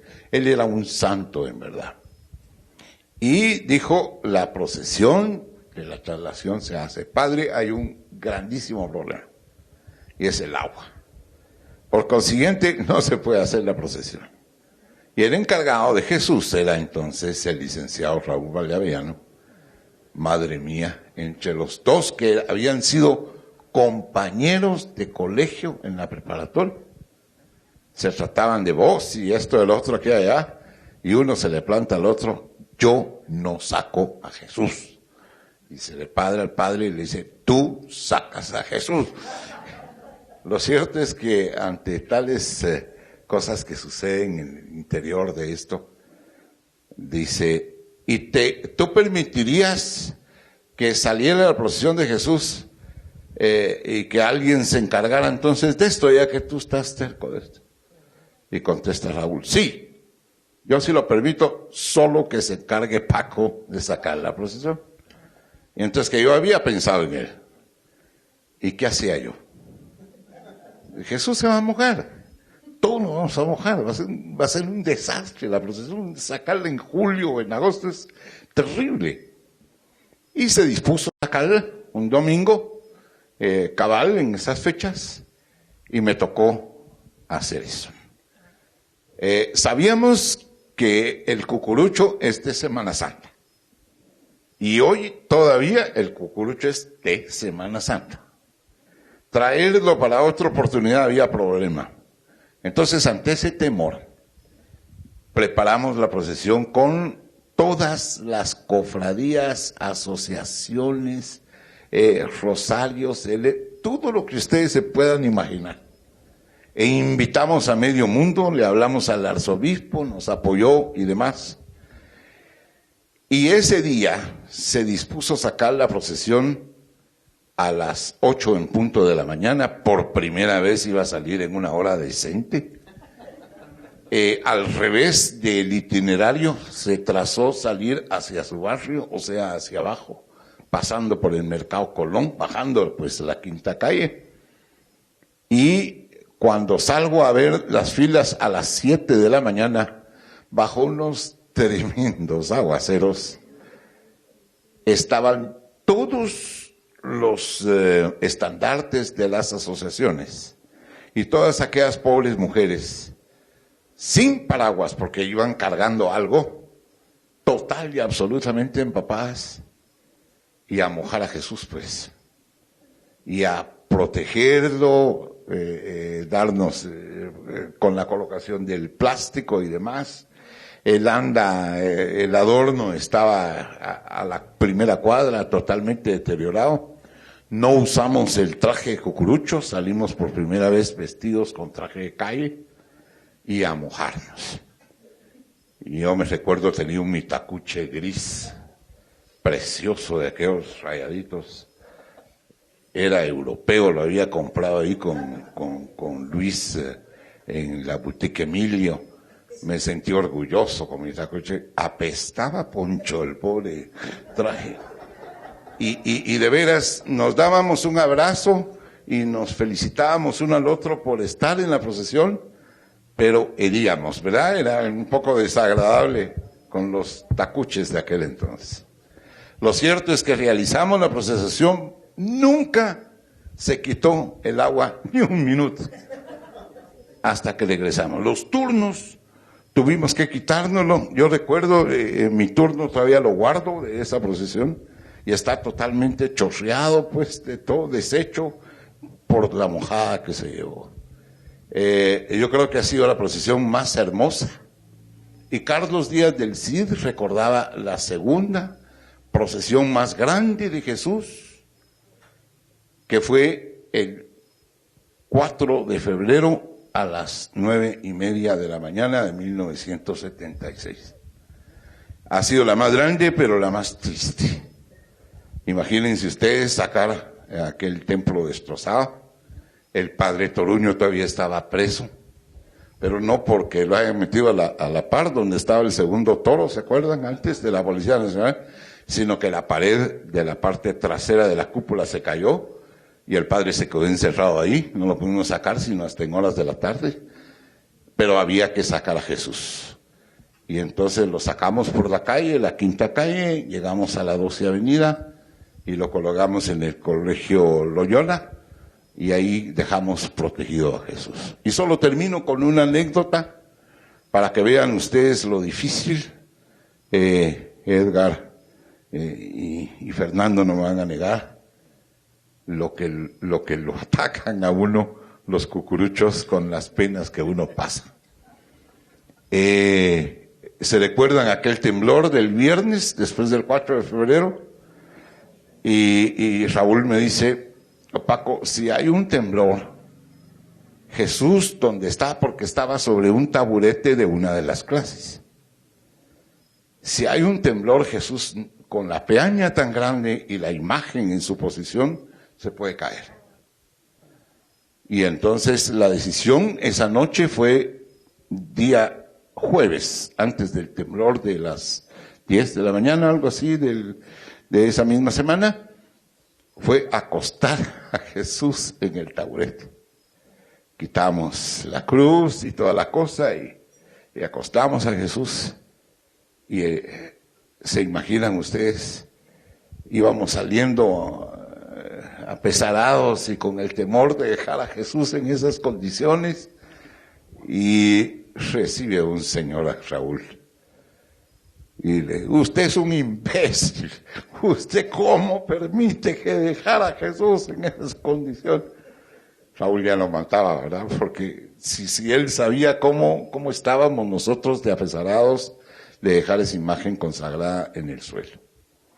Y ocurrió el temblor, Todavía Jesús se meneó dentro de la posición que lo habíamos dejado, entre cojines y todas las demás cosas, pero cualquier previsión que se tomara. Pero recuerdo pues esos dos hechos de procesiones que son total y absolutamente diferentes de lo que conoce el guatemalteco. Muchas gracias, muchas gracias. Bueno, por favor. Bueno, en realidad las anécdotas son inmensas. Por eso solo una. Una. No, le digo, son inmensas porque todos los años es una más. Recordando el terremoto también, resulta que yo salgo temprano de mi casa.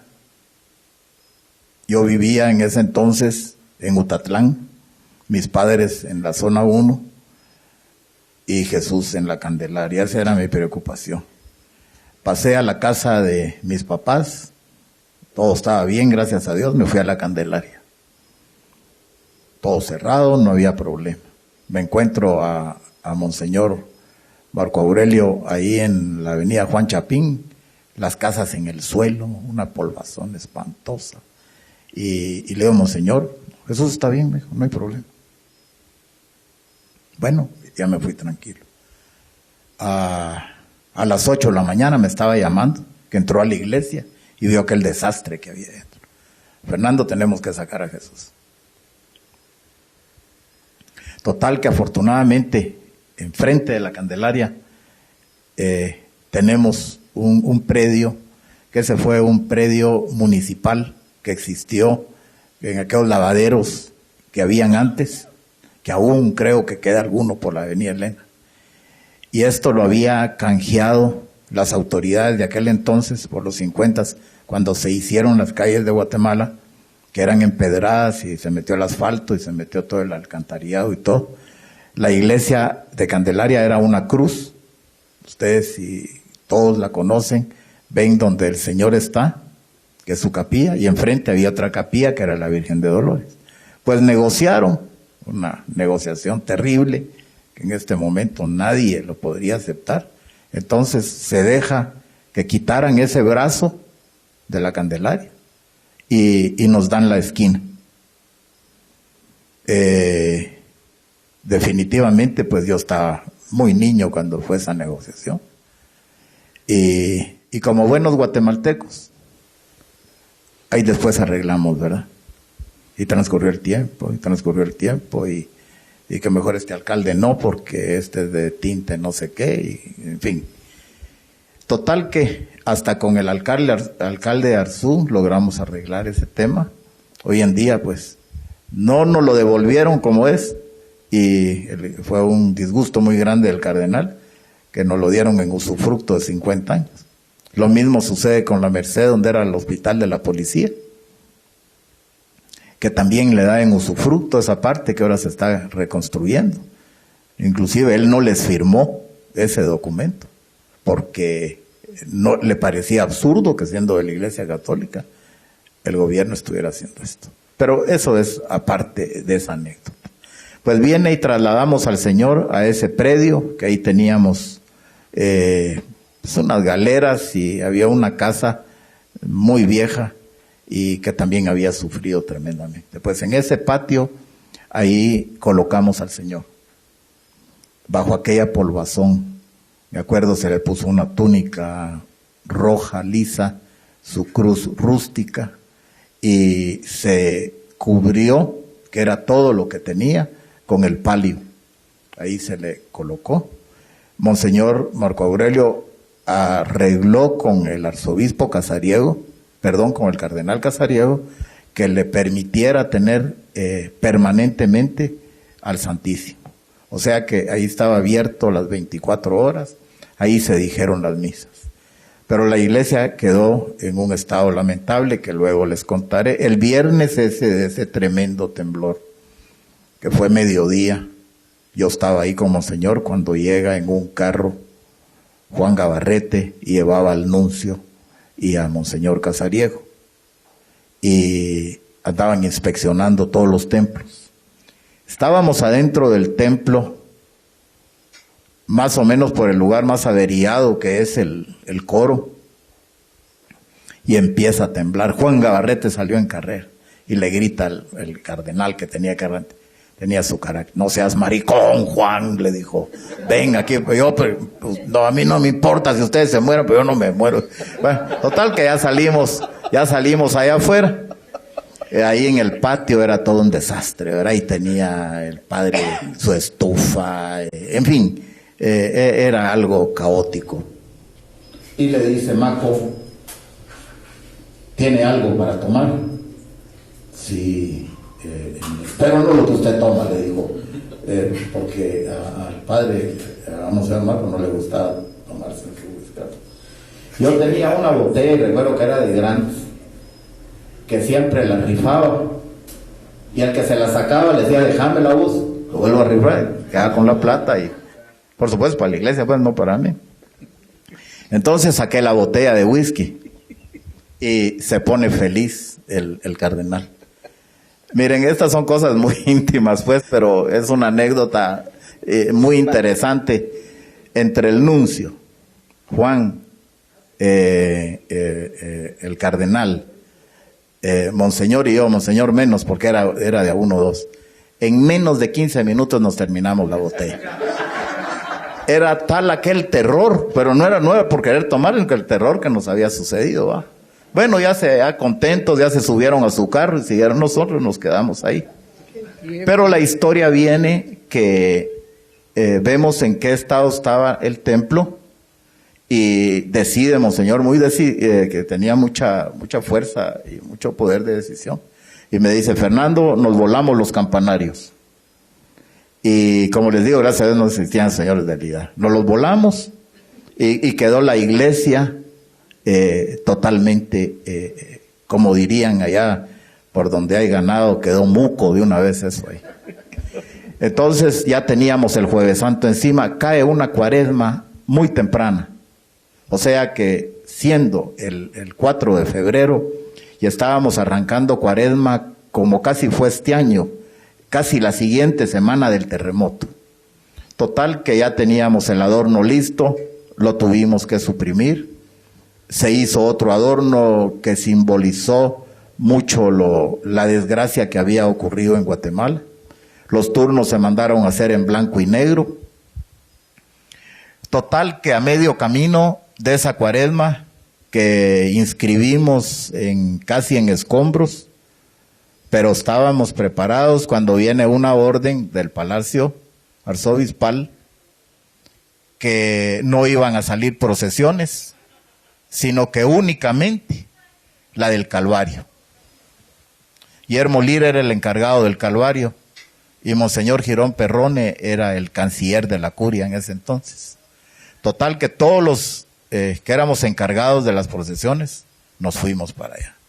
Raúl Valdeavellano, Guayo de la Merced, Guayo Morales Santo Domingo, Miguel Ángel Sosa de San José, había un señor Castro de la Recolección, en fin.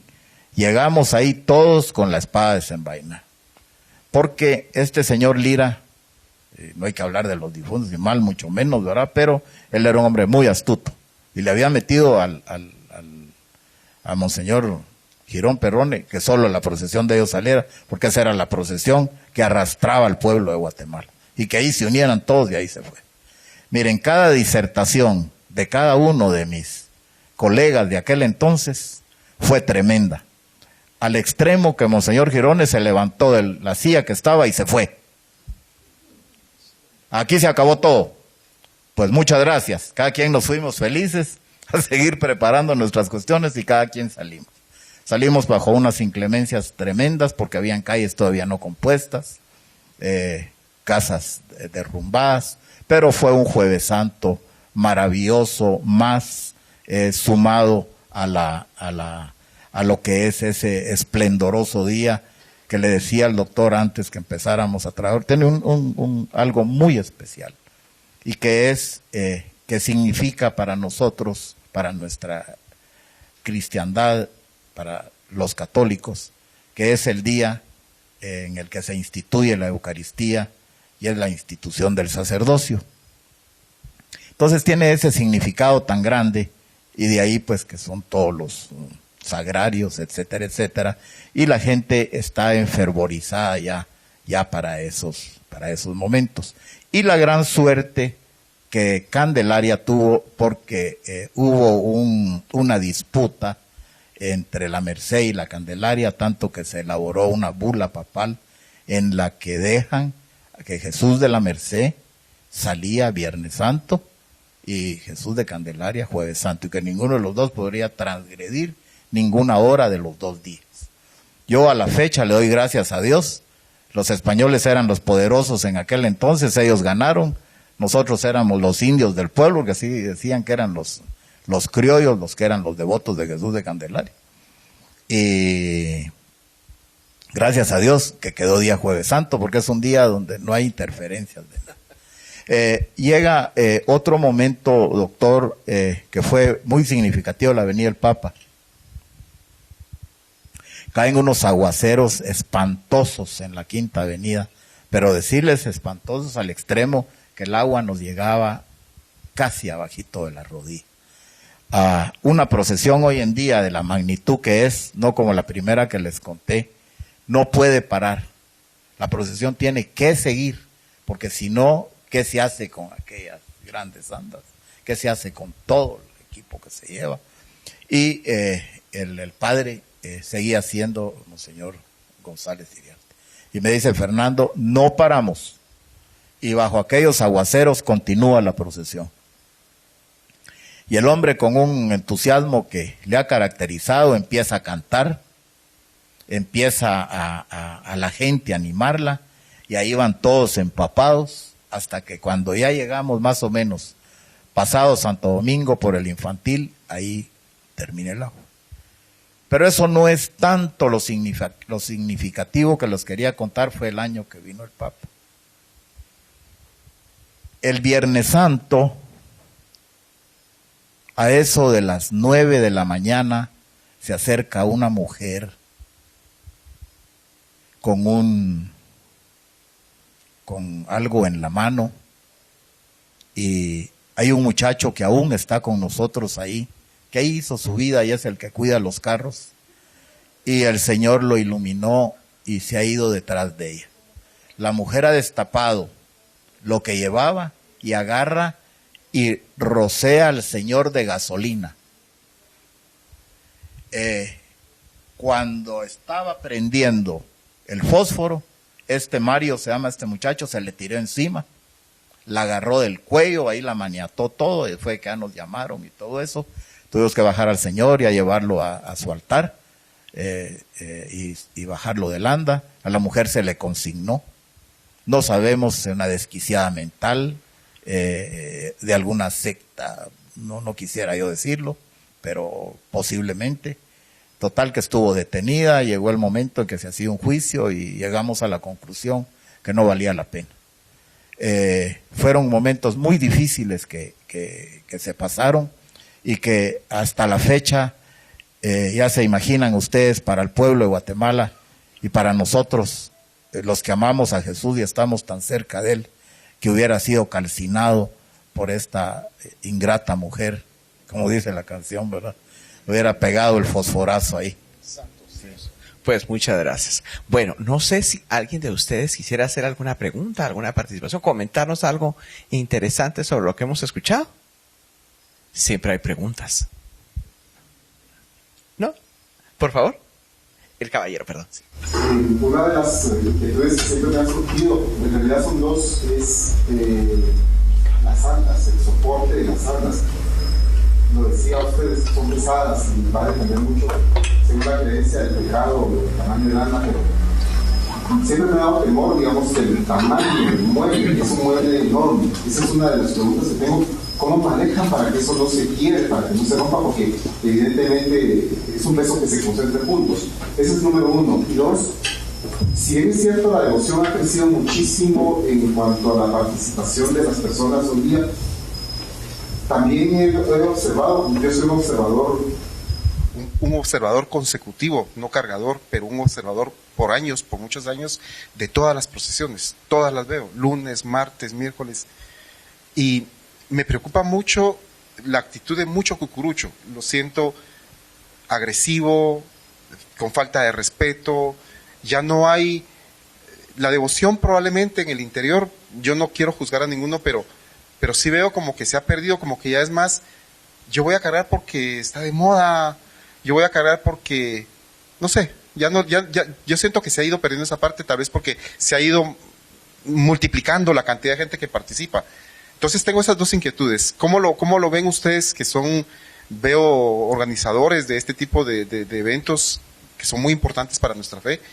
Y cómo manejan el tema del mueble, que me preocupa muchísimo, muchísimo de veras. Si quiere le puedo contestar que quizá pues la vigencia que tenemos al momento sigue siendo una preocupación. Resulta que en algún momento, en el crecimiento de las andas, nosotros tuvimos problemas que la agrandamos. De 60 brazos a 80 brazos. El Señor al que se la encomendamos no la concluyó y yo no sé qué sucedió, pero fue ese año también de la venida del Papa.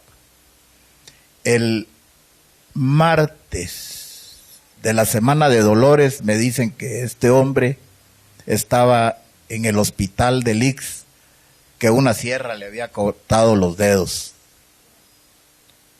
Yo nunca me he alegrado del mal ajeno, pero a este señor Jesús se los cortó, ¿verdad? Vengo con uno de mis colaboradores, con don Jorge Pineda y Mario Roberto Pineda, y me voy con él a hablar al hospital y nos dice que no había más que hacer. Y nosotros teníamos ese gran compromiso, ya se pueden imaginar. Yo pensé en ese momento que San José me preste el anda. Ahí solucionamos el problema, pero Dios les puso a ellos en el camino qué era lo que podían hacer. Total que en ese momento, para Jueves Santo, se pusieron en marcha a trabajar don Jorge Pineda, su hijo y otro grupo de trabajo. Entonces a las andas le pusieron un Joyce. Créame que yo era un poco ignorante, lo sigo siendo en muchas cosas, pero yo no sabía que era un Joyce, ¿verdad? Vamos a poner un Joyce. Yo no sabía que era un puente eso, ¿verdad? Pues le han puesto un puente en medio, ya se dividió en 3 partes, en 2 partes en ese momento. Entonces eso soportó y el anda salió perfectamente. Por supuesto que pesaba inmensamente, porque ese puente pues era de un hierro macizo. Después de eso tuvo otro agrandamiento con don Osvaldo Aquino, entonces ya se hizo en 3 partes y esta parte siempre era importante, pero ya había llegado a un peso extremo, que no había turno en el que no se cayera. Un año que se dispuso a hacer un adorno bellísimo, que casi siempre tenemos el mismo pensamiento, que la imagen es la que se debe de lucir. Ninguna otra imagen se puede comparar a él, ni nada que lo tape adelante, ni atrás, ni a los lados. Pues se hizo un adorno bellísimo, que era solo de flores, tal vez usted lo recordará. Y ya veníamos con mis hijos en camino ese Jueves Santo y les digo, miren, por primera vez no va a pesar Jesús, no va a pesar su santo. Yo feliz. Pero días antes, la señora que no lo hizo, que hasta la fecha trabaja con nosotros, una bellísima persona, Olguita Casellas, tenían en unos baldes los famosos estos oasis metidos en agua. Pero yo en medio, yo no había caído que era eso. Bueno, total que montan todo y los oasis empapados y ahí ponen las flores. Cuando levantamos el anda, el primer turno empezó a flaquear. Y les digo una cosa, en todo el camino hubo un turno bueno nada más. Y así medios chaparrones, que esos son los mejores para cargar. Cuando veníamos por la hemeroteca, que ya se cruza la 6ª calle para enfilar al palacio, el anda me truena, se quiebra. Y créanme lo que fue una cosa espantosa que sentí, y créanme que como hombre lloré allá abajo, pero el Señor me iluminó y yo tenía, se le llama un bolío donde van las almohadillas, donde van cargando las personas, y tenía uno que me había dejado don Osvaldo ahí en la Candelaria. Dije, vayan a traerlo, me traen unos lazos. A todo esto yo también volví a pensar en San José que me prestaran el anda. Yo sentía que a Jesús lo iba a llevar en el anda de San Juan o de la no sé qué iba a pasar. Total que pusimos esto, lo compusimos, le pusimos almohadillas, mandé a jalar a los palestinos como a 30, ya se fueron cargando y gracias a Dios llegamos. Pero en ese momento ya empecé que Sanda no podía ya volver a salir en esas circunstancias. Y llegué con don Virgilio Castillo, un gran maestro, carpintero y conocedor de esto en la antigua Guatemala. Y él hizo un trabajo magistral. Le quitó al mueble aproximadamente, puedo decirles una cifra menos o más, pero se le quitaron unos 10 quintales por lo menos en sí. Entonces ya le hizo los empalmes, y era lo que yo le quería contestar a usted. El anda, usted la ve algún día, lo invito a que la vaya a ver, y va a ver que ahí no hay refuerzos de ninguna naturaleza. Este señor, yo trabajé muy de la mano con él, que yo quería ver qué era lo que hacía, se la llevó a su taller a la antigua. Entonces en medio y en las partes extremas y en las esquinas tiene empalmes de madera incrustados así, y entre cada extremo tiene unos tensores. Entonces cuando ya nos entrega este trabajo fue algo extraordinario, que la gente fue cargando como una pluma. A los 2 años hice el mismo trabajo con la Santísima Virgen. Las mujeres ya se me habían corrido porque pesaba espantosamente. Y este año que se manda a componer, sintieron una cosa. Mire, ahorita Candelaria, sus mujeres, sus devotas cargadoras más bien, ya sobrepasan las 8,500. Ya es un ejército, les encanta cargar porque no tienen el peso. Aquí, como dice doña Rebequita, el cargar que uno siente, a mí no me lo van a creer, ahí trabajo, pero a mí no me gusta cargar. No me gusta, porque no me gusta sufrir, ¿eh? Prefiero ver al Señor ahí y que todos vayan ahí sufriendo, pero a mí no me gusta. Pues esa es una de las... Ahora, el otro tema que usted dice de las personas de hoy en día, de los nuevos cargadores, creo que viene muy unido a los valores que hoy en Guatemala estamos sufriendo ese cambio social tan grande. Entonces, todos los que empezamos en aquellos entonces y las generaciones subsiguientes, pues eran herencias de padres, abuelos, a hijos, etcétera.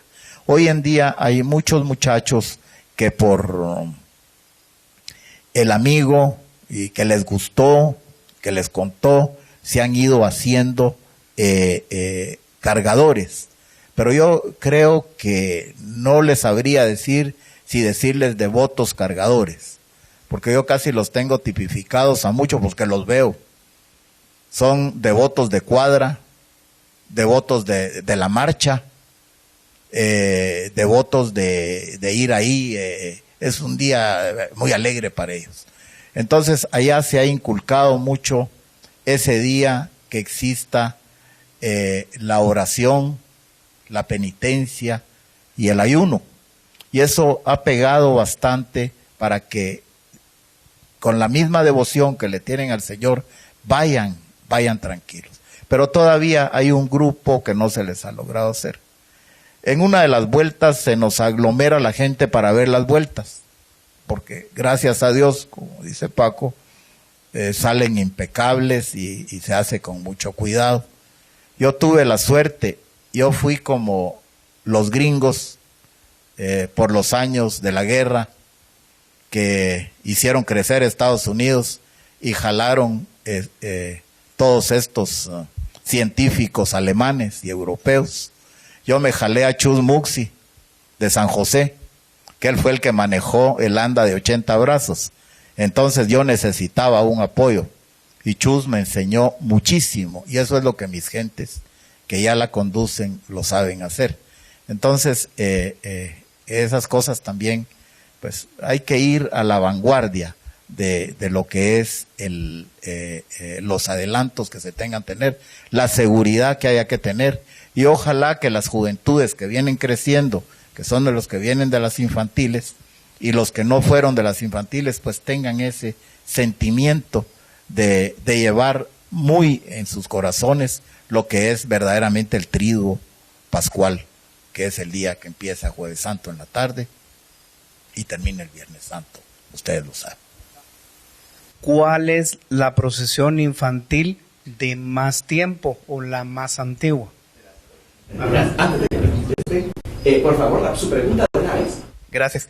Yo más que todo quería hacer una felicitación a todos los ponentes, al doctor Chajón por la moderación, y pues hacer una valoración de todo lo que compartieron aquí con nosotros, ¿verdad? Pienso de que esas experiencias no deben de quedarse dentro de estas cuatro paredes, sino tienen que ser transmitidas a nosotros, las generaciones que venimos atrás como cucuruchos, porque forman parte de ese patrimonio oral que se tiene que mantener, ¿verdad? Porque toda la historia, yo como historiador lo he visto, no solo está en los papeles. Aquí tenemos a cuatro grandes personalidades que nos han legado parte de ese conocimiento, porque siento de que fue solo una pequeña cucharada la que nos dieron, porque aquí habíamos pasado horas y días hablando. Cada una de estas personas son instituciones en cada una de las iglesias en las que han trabajado. Tenemos la presencia de una dama que nos ha dado el punto de vista femenino, ya que la devota cargadora ha tenido ahora en el siglo XX una función muy preponderante en los cortejos procesionales, ya que anteriormente, si miramos la historia de la Semana Santa, eran más que todo caballeros los que tenían eso, y las damas estaban pues relegadas al culto intramuros, ¿verdad? Entonces siento de que estas actividades nos ayudan a entender cómo se ha vivido la Semana Santa en estos diferentes contextos, analizar cómo, como decía don Fernando, del siglo XX, la Semana Santa de principios ahora es totalmente distinta, todo va cambiando, todo va tomando nuevas dimensiones, pero también acotando a lo que decía el otro caballero con su pregunta, yo siento de que parte de esa mística se ha perdido y tenemos que retomarla, ¿verdad? Porque uno mira las gráficas y fotos del siglo XX, se mira que las personas esperaban el paso de los cortejos hincados delante del Palacio Arzobispal, el mismo arzobispo salía al balcón hincado, y todo eso se ha ido perdiendo. Ahora todo es como se acotaba a una moda, un pasatiempo, se mira el hecho de cargar como un hobby, ¿verdad? Pero está en nosotros y en las autoridades de cada una de las hermandades tener ese testimonio y seguir implantando, pues no una férrea disciplina, pero el sentido de lo que sirve esa procesión, que esa procesión sea una expresión de fe extramuros que nos sirva a todos para fomentar la fe. Entonces yo quería agradecer a todos por cada una de sus experiencias. Ha sido muy valioso al doctor Chajón por haber sabido pues dar el tiempo como se fue, y pues muchas gracias a todos, de verdad. Pues antes de terminar, no sé quién nos quiere contestar sobre la procesión infantil más antigua.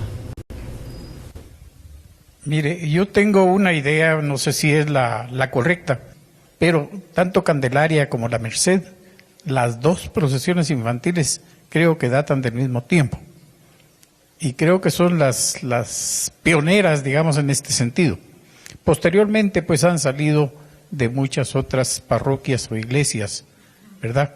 Y contestando también a lo que decía el señor, yo creo que básicamente en las familias se estriba precisamente parte de instruir, o más bien educar, digamos, a nuestros niños, a nuestros jóvenes, la manera como, si queremos ser católicos o pretender ser católicos, pues ellos son los principales para tener esta responsabilidad. Y enseguida también recordemos que pienso que en Santo Domingo, desde hace bastantes años, existen retiros para ir educando también a los cucuruchos. Yo creo que, no sé si en Candelaria, ¿existe algo así, Fernando? Sí, hay no retiro exactamente, sino que más que todo es como una parte de una hora santa, el Padre imparte.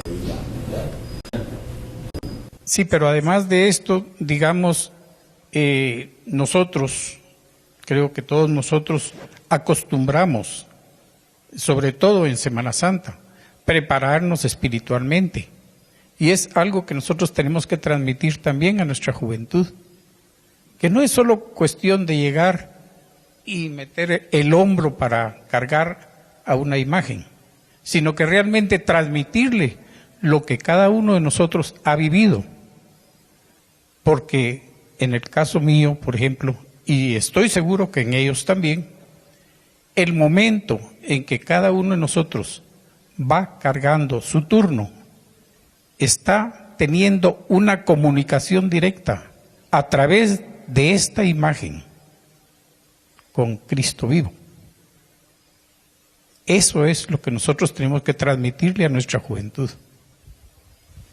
Bueno, pues muchísimas gracias. Yo les pido un caluroso aplauso para nuestros panelistas.